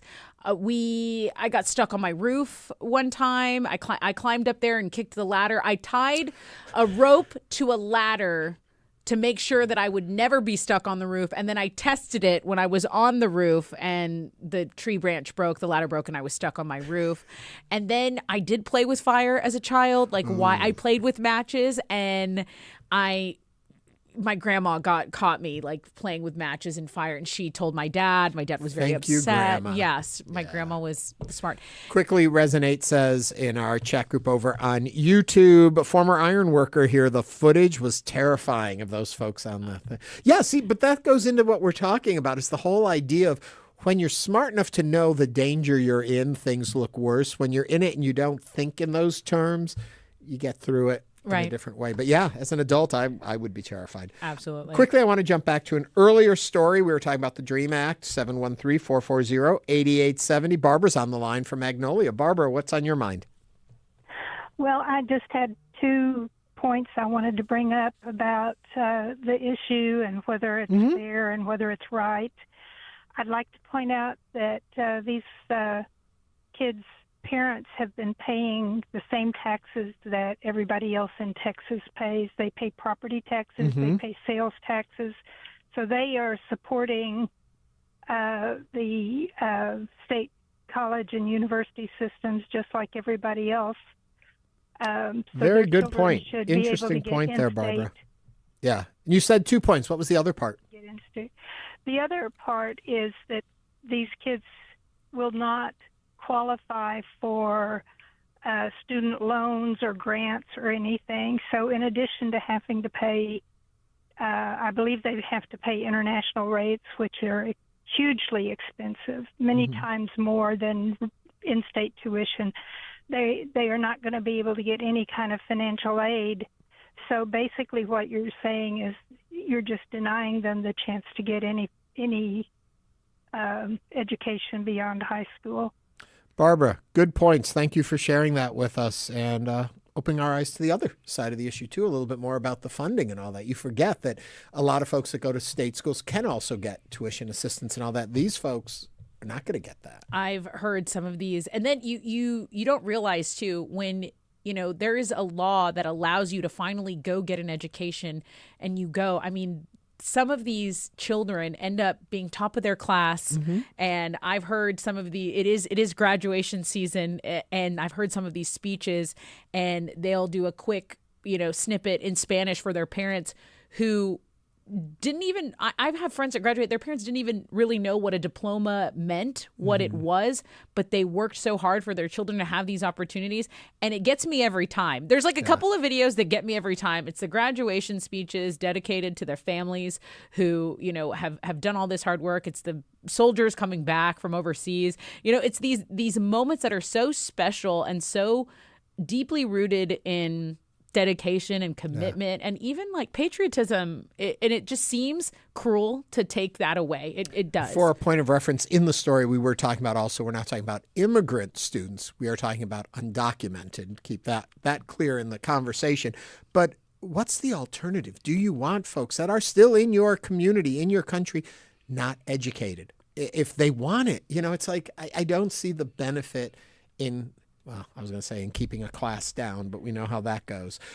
Quickly, I want to jump back over to the story we were talking about with the roller coaster. And my British computer guy says, I'd rather swim in the ocean with Jaws than get on that roller coaster. I was telling the story the other day about how I was in Cape Cod on a summer when Jaws came out and went and saw it in the theater. And let me tell you, I did not want to go in the water the next day. So you think, you'd want to, but no. Then Resonate says, I would swim in the shark exhibit of the aquarium before riding on one of those rides. Well, at least those sharks are well fed, so they might not, get you. Hungry. But not as hungry. And the shark, I think, sometimes gets a bad rep. I mean, we're in their home and they're curious. So I don't think shark attacks are, I think they're all made up. No, I'm just kidding. Well, they're not all made up for those that have been bitten by sharks, but they are not the threat we often think of them as. Coming up on Hello Houston, because we're going to move on, Harris County Republican Chair Cindy Seigel joins us to give us her take on the runoff election results. That's right here on Hello Houston.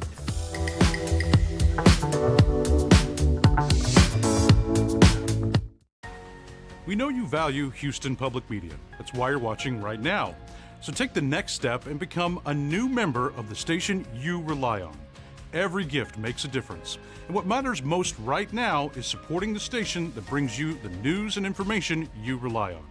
It only takes a minute to make a big difference. So join as a new member today at houstonpublicmedia.org/donate or call 800-364-8300. I'm Christopher Kimball from Milk Street Radio.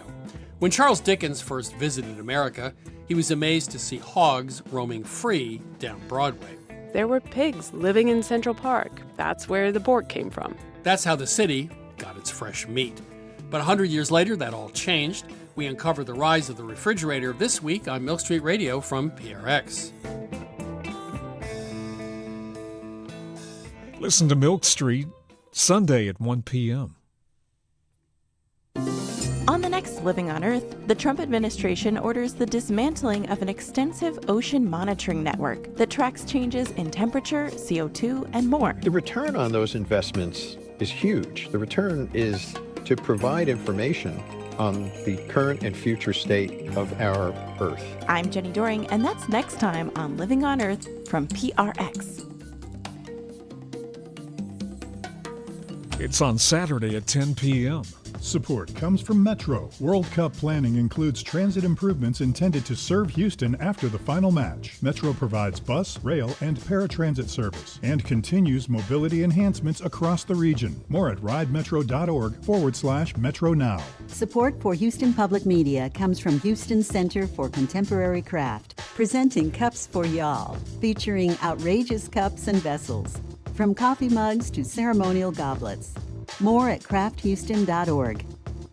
Support comes from the Grand 1894 Opera House presenting the Texas Tenors. Celebrating their 15th anniversary, the vocal trio will perform selections spanning country, classical, Broadway, and patriotic music. July 3rd, tickets at thegrand.com.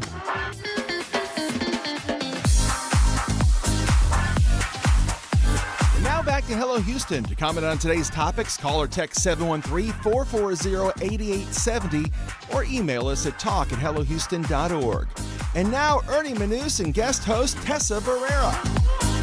Welcome back, everyone, to Hello Houston. With the recent primary and runoff elections now in the books, local political parties are turning their attention to November's general election. To discuss the state of the party and what Republicans are hoping to accomplish this fall, we are joined by Cindy Seigel, chairman of the Harris County Republican Party. Cindy, welcome to Hello Houston. I'm thrilled to be here. Okay, so let's talk about the primary and runoff elections. They're now behind us. So what are the biggest takeaways for Harris County Republicans right now?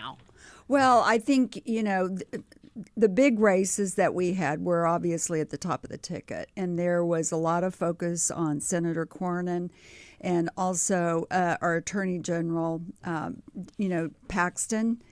And, that drew a lot of attention, a lot of Republican voters. Of course, we also had the Attorney General race. Between Congressman Chip Roy and Senator Mays Middleton. So we had a lot of exciting races, including my own runoff. Well, congratulations, Thank you. by the way. Thank you. Were there any surprises? Were there any numbers that skewed one way? Were there anything that stuck out to you? Well, I think at the end, we weren't surprised. I mean, when President Trump came out and he endorsed some of the congressional candidates as well as in the Senate race, I thought some of them would be a little closer. I thought, for example, in Congressional District 9, I thought that would be a little closer.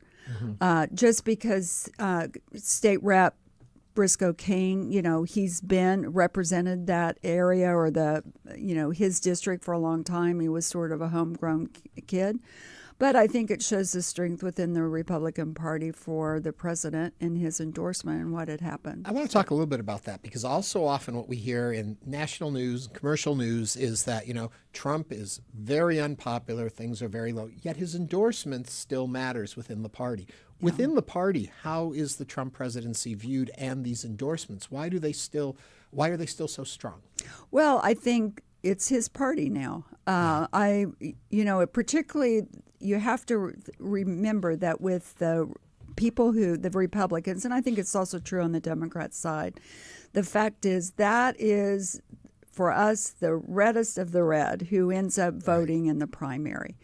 And even more so with the runoff. It's people who are very involved. It's donors who are very involved. It's the grassroots. That's the strongest, what we call the hard R's. And those are the ones that are more, really in tune to what they view as the issues, the priorities for the party, as well as the candidates and the elected officials. So and I didn't mean to cut you off, but with Paxton winning over Cornyn, does that signal a shift in who is the Republican Party of Texas? I think so. I mean, I think that trend has been going on for quite a while. The fact is Donald Trump and the MAGA movement, there is a big, he casts a really big shadow, and I think a lot of people, that they believe in what the president's trying to do, and particularly here in Texas. Yeah. And maybe you don't see it as much as being in a large urban area, but the fact is, I think he was a driving force. You can look back to 2016 and 2020. He lost Harris County by over 200,000 votes. 2024, he only lost by about 86,000. And in Precinct 2, which is Adrian Garcia's precinct, he actually won Precinct 2. And that will tell you that I think that, there are people that were listening to what he said. Now, we're going to have to see whether we can deliver this November. Yeah. For all the talk of Texas turning blue, do you see Harris County turning red? That's our goal. That's been my goal. And when I've been out on the campaign trail the last 6 months, I've said I've had one goal from the beginning, and it was to make Harris County red again. Yeah. We had the commissioner's court. We've taken it. At one point, it was Democrat, and then we took it back, I guess, in the 90s and shifted it and became, it was under Republican control. And so our goal has been to win back Harris County, win back our commissioner's court, win back the judicial spots. And we started doing that in 22, and we did more in 24. And if you actually looked at what's called the heat map in my world, it would show you that the outer skirts, the outer precincts, areas of Harris County are red, and when you get into the urban, the inner core, it's more blue. So it's a mix of purple. And even the Democrat chair, the prior Democrat chair, Michael Doyle, said the same thing. Harris County's purple, and we want to make it red. Yeah. And I'm sure he wants to make it blue again. Yeah, I'm sure and that's the ongoing struggle. The fact is, over half of the voters in Harris County are independent voters. They haven't voted in either primary, and that is a huge number of voters that both parties are focused on going after. And I'll stop talking about state politics in 1 second, but I am curious your thoughts on, is Paxton going to be able to hold on to the seat, the Senate seat? Or is there a fear that Tellerico might have a groundswell under him that you're not ready to take on? Well, you can't rule out Ken Paxton. Yeah. We heard the same thing when he was running for Attorney General the last time. It was like, oh, no, he has too much baggage. I think we're in the day and age where people are more concerned about what you do in office versus, what's going on in your personal life. And you can look at both parties, and you can look at presidencies for both parties. So I believe Ken Paxton's had a strong record. I think he can win. I think he will win. We're not talking in the Democrat Party about an unknown. Tellerico has a record, and he's said some sort of crazy things, They all say. I know. In today's day and age, that's a hard part, I think, for any politician. Yeah. Everything is cataloged. Everything is out there. Any misspeak, anything in the moment you say in front of one group of constituents helping to move things a certain way is going to always be there. And I think politicians have to think very differently today. You have to. And we've seen it. People go back and they look at those social media posts and, and it's not just for politicians. I have millennial daughters, and I told them once they started looking for jobs at college, I'm like, the unfortunate thing is if you're out with your girlfriends and there's always pictures on social media of you drinking, potential employers are going to look at that. The internet is forever. Yeah. Let's bring it a little closer to home. I think one of the surprises of the evening, though some that pay better attention to politics than I do will say maybe it wasn't such a big surprise, but was Anise Parker not getting the Harris County judge. Orlando Sanchez getting it. I was fascinated to see an Orlando Sanchez, Anise Parker race. That one was going to be interesting to me. How do you think you folks sit now with Letitia Plummer and Orlando Sanchez? I think that it was a surprise first for us. I mean, I will tell you, I got to my election night party at Cadillac Bar, and I walked in like at 7:20, and they were telling me, you won the early votes, and they're like, and by the way, Letitia Plummer's beating Anise Parker, and that was most of the focus was on the TV cameras to see what those results were. So it was a surprise. I think there was, from our side, we thought it was going to come down to Orlando and Anise, and that would have been an interesting race because they'd served on city council together. They're both very experienced, knowledgeable, sort of business pragmatic. Former elected officials. This will be an interesting race because there's the ethnic issue. Mm-hmm. You'll have, the black voters versus the brown voters. And I think what will happen here is the Latino vote's going to be huge going into this November in terms of, that's where the play's going to be. And the reality is, that has been the play for a while. Largest demographic, largest, fastest growing demographics. That's where the play is, and that's where I think both parties will be going after. From where you sit, are you happier with this pairing than if it had been Anise and Orlando? Yes, I am. I thought you might That's say the T. that. That's the T. Yeah. Yes, I am. You talking about? Oh, go ahead. No, I was just you going can to say. expand on that. For us, I mean, one of the things that we focus on, and we talk about bringing back sort of common sense approach to our county commissioners court, and I think we've seen it. Even though I don't live in Houston, I live in Bel Air. But there were a lot of Republicans who supported John Whitmire because of his more practical, business-oriented approach and focused on really what the city government was supposed to be focused on.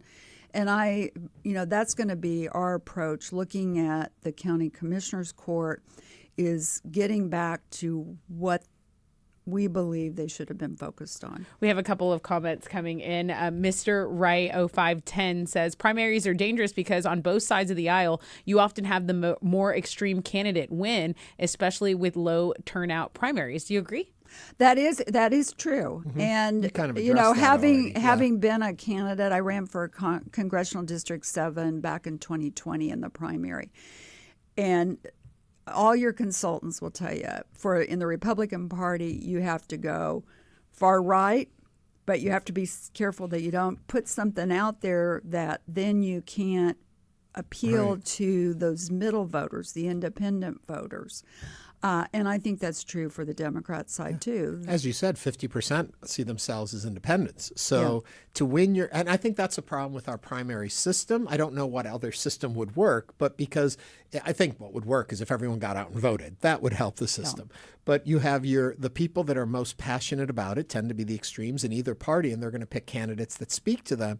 And with low voter turnout, those are the candidates that are moving forward. But then you've got that weird balance of coming back to the center to try and attract the other side too. So it's a tricky game. and it is hard, and but the primaries are so critical. And I tell even Democrat friends, or I'm a CPA, so the clients I have, I tell everyone, if you don't like the candidates you have on your general ballot, you need to be voting in the primary. Mm-hmm.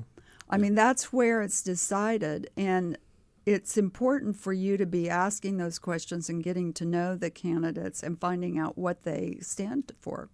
Another thing that was big this year, the last 12 months or so, was the redistricting. And a lot of talk about the redistricting, fights about the redistricting, maps going in, maps coming out. Where we sit now, the new maps are what we are using in this. Mm-hmm. Do you think it's going that the winners in the November race are going to reflect what you folks thought or what the redistricting thought was going to happen with those districts? Or do you see districts that were thought to be easy red wins may not be as easy? I don't think, and this was before either, also, but the fact is there is no easy win today. Harris County, those votes, it's vote by vote, it's on the margins, particularly the further you go down the ballot. It's any candidate for any party thinks that it's, oh, this is a cakewalk, I'm automatically going to get elected. You know, you can look at both parties and see where that didn't happen. Mm-hmm.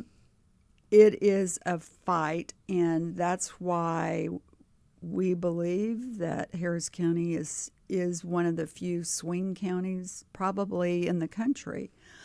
Definitely we're purple compared to the large urban counties in the state.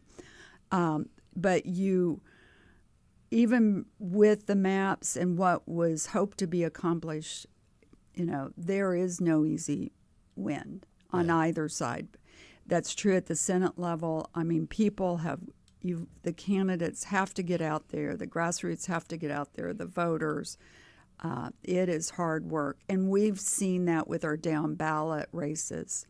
Yeah. I am going to have to wrap this up because we have an emergency flood warning coming up and they're telling me when it's coming. So I've got to get out of the conversation right now to make room for that. But Sissy, thank you. Cindy Seigel is the chair of the Harris County Republican Party. Cindy, thank you for joining us today and talking to us. I hope you'll come back and we can have more time to talk about this. I would love to. And since you said flash flood, I live in Bel Air and there's a tendency for flooding, so I better get Well, we're going to find out where it is, too. It may not be there. We're going to find out in just a couple seconds. But right now, we want to remind everyone our last-minute plans are coming up in just a couple of seconds when we come back from our break.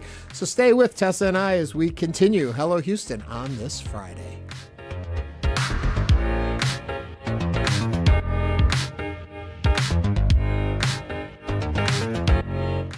It's not just your car.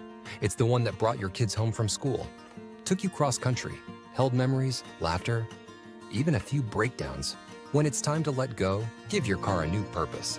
Donate it and turn memories into meaningful support for this station. Plus, you'll enjoy free and easy pickup, potential tax benefits, and a simple donation process. Your gift supports the programs you and your family love. Donate today and help keep public media strong. Call or donate online.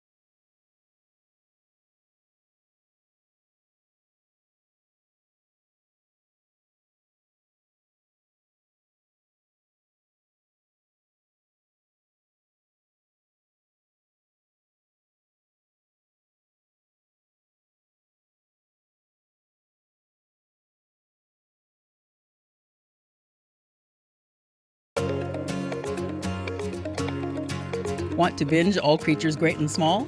Catch up on Nova? Or revisit Ken Burns documentaries? You can with PBS Passport. With a gift of $5 or more per month to Houston Public Media, you'll get access to PBS Passport that lets you watch your favorite programs anytime you want. Support the programs you love and enjoy them on your own schedule with PBS Passport.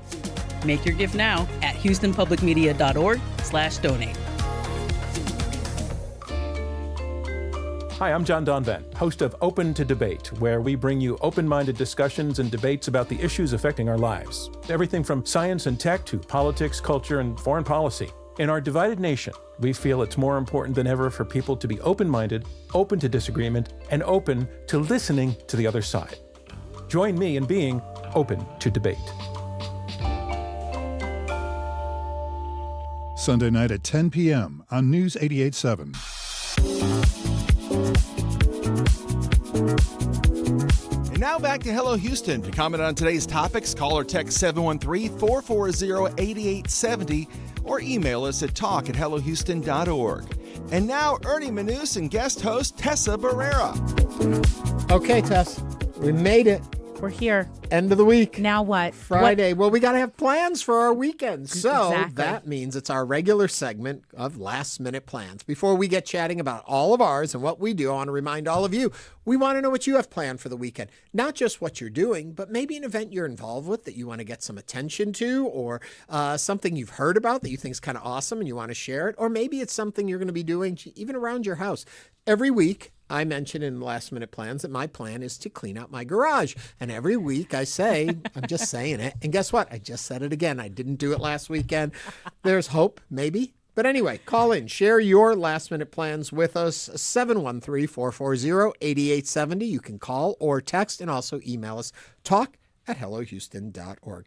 I feel like all we ever do is give the phone number. Well, people need to use it because we're always giving it. Yeah, we are giving. Okay, so it's the weekend upon us. What are you doing this weekend? You know, this flooding is really getting in the way of my golf game because that's what I want to do. Golf. It's the only thing I will wake up with like extra energy for. So I'm gonna try to get. I don't have a tee time scheduled, but at first light you can go out there. So I'll probably go out to Sharpstown at like 6 a.m. and say, knock, knock, knock. Can I please? Can I walk on? We may have Thank addressed you. this a little bit yesterday, but what got you into golf?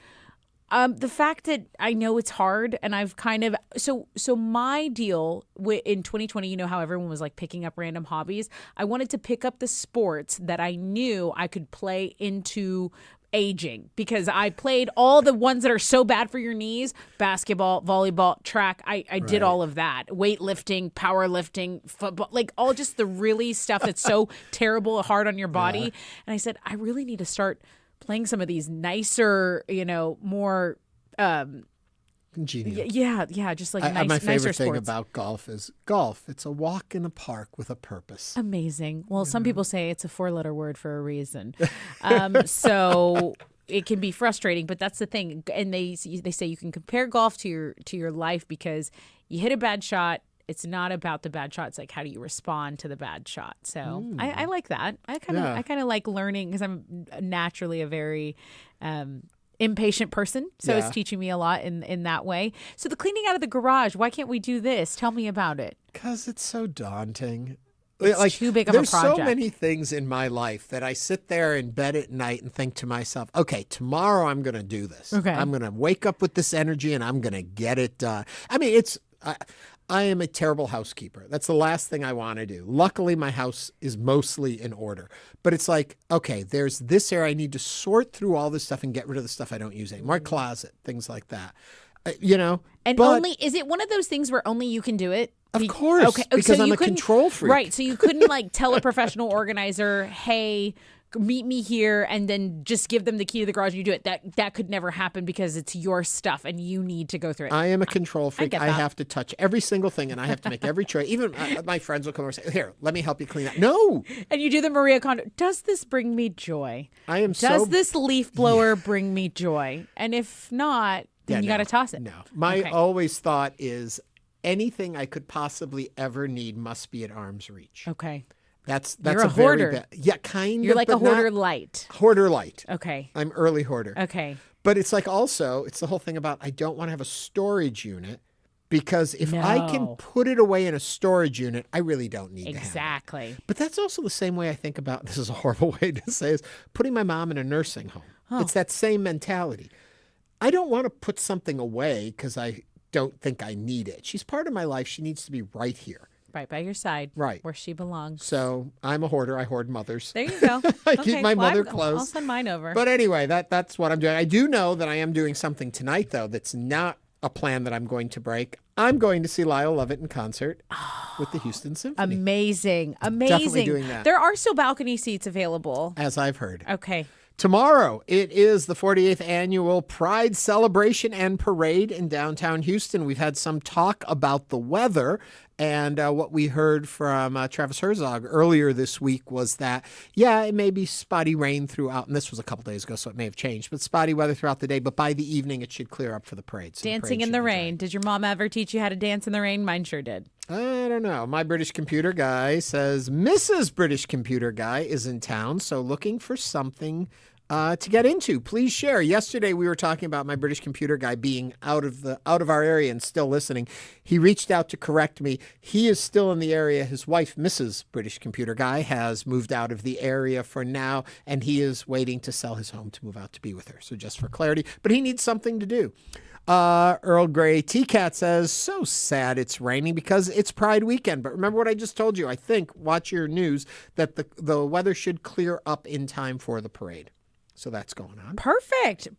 Okay, I'm just reading some of the chat here, and people are saying that their boxes of junk in the garage bring them joy, so they can't get rid of it. I do see that. But, now I was cleaning out stuff to do some stuff in my work, so I have some empty boxes. Well, now I notice I've just left those empty boxes. I'm like, at least fold them down. Give yourself some room. Go get new stuff and put them in there. Yeah, get new stuff. Don't do that. Doc Watkins and his orchestra are going to be in concert at Doc's Jazz Club. We've had folks on from Doc's before, but it's always cool when Doc Watson and his orchestra are playing. It's an 11-piece orchestra. That's going to be on Saturday with 2 show times, 7 and 9:30. I love that there is a big functioning jazz club back in the Montrose. I think that's lovely. I love a jazz night. There's something so, cool. And I don't know. I just always feel like I'm in a period piece when I'm at a jazz club. You know, I feel cooler. Yeah. Okay, night at the Museum of Fine Arts and History. Oh, this is fun. Kaleidoscope of Color. Yes. Okay, you can spend a colorful evening. The museum's galleries will be open late to explore and celebrate the masterworks of European modernism with their Picasso, Klee, Matisse exhibition, as well as an immersive Ernesto Neto Sunforce Ocean Life. This will be from 6 p.m. to 9 p.m. I have to tell you, there's nothing I enjoy more than a party in a museum after hours. Right. Not that I think like night at the museum, that the exhibits are going to come to life and do all this. But it's just such a cool thing to have that stroll and sip and look and, now I say stroll and sip. Some museums are very particular on where you can take anything, any kind of beverage in a museum. I understand that. So I don't break that. But I do enjoy a party in the museum. And let me tell you. They're great venues. They're beautiful. They're pristine. My Lord. They smell delicious. They're good. The Houston Museum of Natural Science used to throw some of the best press parties at night where we got to go into the exhibits and stuff. They were great. They may still do them. I've gotten old. I stay home a lot more than I used to. But boy, oh boy, they used to know how to throw a party. This one's at the Museum of Fine Arts, Houston. So if you're interested, that's tomorrow. Fine. What? Oh, Sunday. The first thing on our list that they put in front of us is something I'm also going to. I forgot I was going to until I saw it on the list. It's Spice Routes, the Cardamom Challenge at the Ismaili Center of Houston. This will be a culinary showcase celebrating the global influence of cardamom through dishes created by a lineup of chefs. The event will feature food tasting, zero-proof cocktails, a shopping bazaar, and the part that I'm really excited about, timed guided tours through their center. If you've seen the Ismaili Center and haven't been in it yet, it's a great chance to go and see it. Fascinating new building right there near Allen Parkway off of Dallas and is it Wa? I don't know. Again, it's right in that neighborhood there. The event will also feature a throwdown competition with guest judges consisting of personalities from the Houston food scene. The event, it's early though for me, 11 a.m. to 2 p.m. right there at the Ismaili Center. Oh, that's a perfect Sunday. 11 a.m. is a great start time for a No, Sunday. it's not. I No. love 2 that. o'clock is a great start Oh, time. okay. It's late. By the time you get home, it's hotter. Come home by 4 or 5. Okay. Yeah, I'm not an early What time do you have morning dinner? person. Oh, pretty much I try and shoot for dinner 7 o'clock. Okay, that's a good time. Yeah. I like a 5, 6 p.m. Yeah, 4:30 early bird Yeah, special. why not? Well, you worked early radio. I did for years. I never worked that. This is the earliest, I think, regularly scheduled show I've ever had, coming on at 11. And didn't you say you're kind of a night owl? Like for you don't want to be out during the day. You kind of want to enjoy your evening, your late my afternoon. old adage, evening. I'll say it again, nothing good happens while the sun's still up. Okay. Well, you know what? The sun will be up for this next event. Have you Okay. ever been to a sound healing? There's a sound healing meditation in Buffalo Bayou Cistern, and this will be a sound experience inside this tranquil cistern. All participants will be supported, reconnecting body and mind. It's a shared moment of reflection, connection, and sound-guided stillness. Guests are encouraged to bring their own mats or cushions. This will be from, set your alarm, Ernie, 10 a.m. to 10:45. If you have not visited the cistern, it's really an interesting place to go to. It's fascinating to see. I want to quickly, before we run out of time, read a comment we just got online that says, Tessa, do you have a full-time gig? HPM should make you an offer. Ooh. Look at that. Okay, screenshot that. No, I don't. This is like the most action I've had in a while. I'm freelance. Sorry for you. I'm freelancing right now, guys. Earl Grey T-Cat says, I'm going to see the symphony performance, and when they do their video game series, Final Fantasy. That's always fun when Symphony does that. I don't think is that this weekend? That's all weekend long. Houston Symphony, Distant Worlds, music from Final Fantasy at Jones Hall. This will be really good. Over at Jones Hall. Yeah, that'll be cool to see too. But it's not happening tonight because we know where the symphony is tonight. They're That's right. hanging out with Lyle. Well, and also Misery at the Alley Theater. If you want to see, it's not officially their summer chills show, but it's one that would be fun to see. Anyway, all of that's happening this weekend. And what just happened this week was that you got to enjoy it with us here on Hello Houston. We'll be back on Monday with a fresh new show. And over the weekend, you can catch the best of Hello Houston. And that is Saturdays at 1 p.m. and Sundays at 11 a.m. right here on News 88.7. Tessa, thank you. Thank you. It's been a pleasure. We're out of here. We'll see you on Monday. Bye-bye. Thanks for listening to Hello Houston. Join us every Monday through Friday from 11 a.m. to 1 p.m. to talk all things Houston. The Hello Houston production team includes Garrett Bowman, William Menjivar, Jen Altide, Todd Holslander, and Jim Kovacic. For the latest in local news, subscribe to the Hello Houston daily newsletter at houstonpublicmedia.org. Hello Houston is a production of Houston Public Media. The opinions expressed by the guests of this program are solely their own and do not represent the views of management, staff, or underwriters of Houston Public Media. This is News 88.7. Support comes from Metro. World Cup planning includes transit improvements intended to serve Houston after the final match. Metro provides bus, rail, and